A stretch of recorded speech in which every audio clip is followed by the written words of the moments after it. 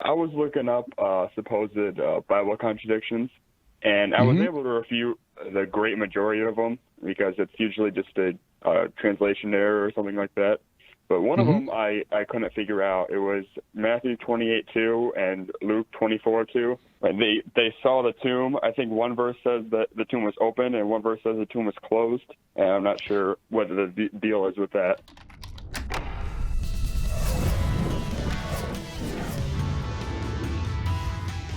So one of the things, and this is something we commonly discuss, the ancients did not write history the way that we do.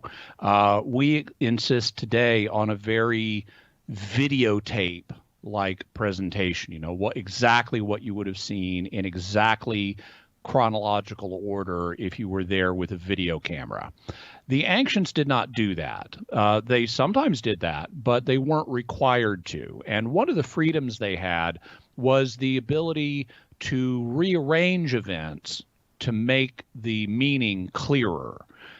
You see for this happening, for example, with the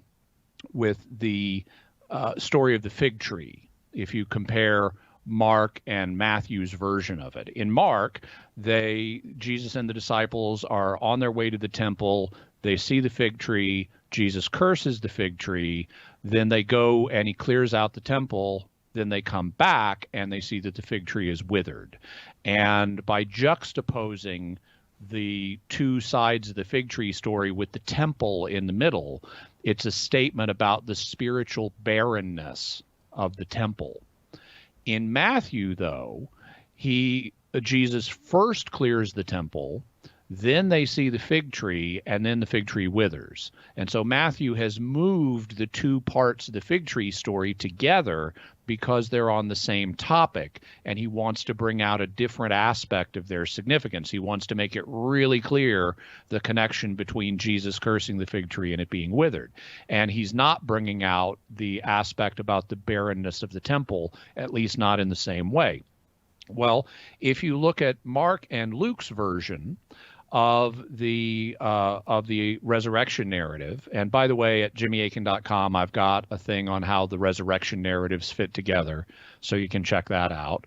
But in Mark and Luke's account, and it is clear, and this seems to be confirmed from John, that when the women showed up, the stone had already been rolled away, and the tomb was empty, and then the angels talked to them.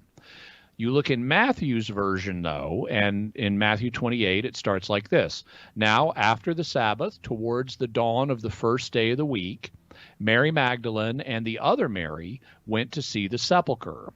And behold, there was a great earthquake, for an angel of the Lord descended from heaven and came and rolled back the stone and sat upon it. And then it goes on about him and the guards, and eventually the angel talks to the women. Now, what I would say is going on here is Matthew's making it clear for his audience how the stone got rolled away. In Mark and Luke, and also in John, they see the stone rolled away and they meet angels, but it's not clear how did the stone get rolled away. And so what Matthew is doing is he's backing up in time a little bit to make it clear how the stone got rolled away. It was an angel that did it. It wasn't Jesus himself that did it. Jesus was already gone. An angel came down and did this, and that's how the stone got rolled away. And if technically, even though he mentions this, after he mentions the women going to see it, he doesn't say that the women were there to witness it. He just says they were going to see it, and this happened.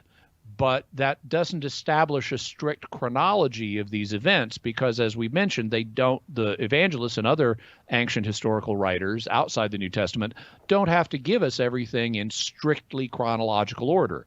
They can do things like move slightly backwards or forwards in time or arrange things topically in order to make the significance of them clear. And what I would say is, okay, the women went there, and to make it clear to the reader how the stone got moved away, Matthew just moves backwards in time a little bit in order to show us, okay, it was an angel that did it, and then the story proceeds forward from there.